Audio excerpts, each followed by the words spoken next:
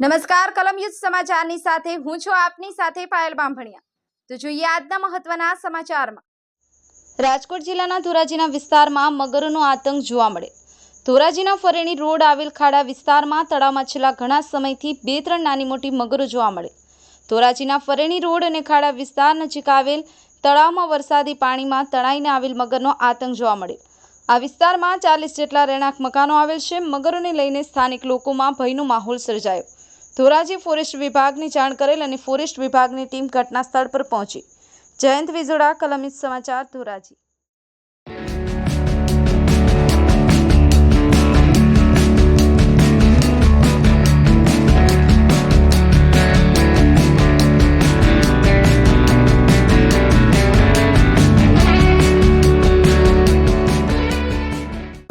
Parmar ફરણી road ઉપર ખાડા વિસ્તાર આવેલો છે, એમાં મગર આવેલી છે। ફોરેસ્ટ ખાતાને જાણ કરેલી છે, આવીને જોઈ ગયા તો કોઈ કાંઈ નિકાલ નથી આવતો। કેટલા સમયથી રહેણાંક કરી લીધેલું છે। ખાસ કરીને કેટલા સમયથી છે?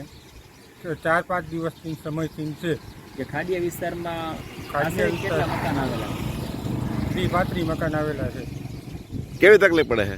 મગરમાં છોકરાઓને નાવા ધોવાની, બૈરાને કપડાં ધોવાની તકલીફ બહુ મોટી પડે છે। કેટલી મગર હશે? અંદાજે 4 છે। અધિકારીને જાણ કરી હતી, શું કીધું? આ ફોરેસ્ટ ખાતાને જાણ કરેલી છે, આવીને જોઈને વયા જાય છે।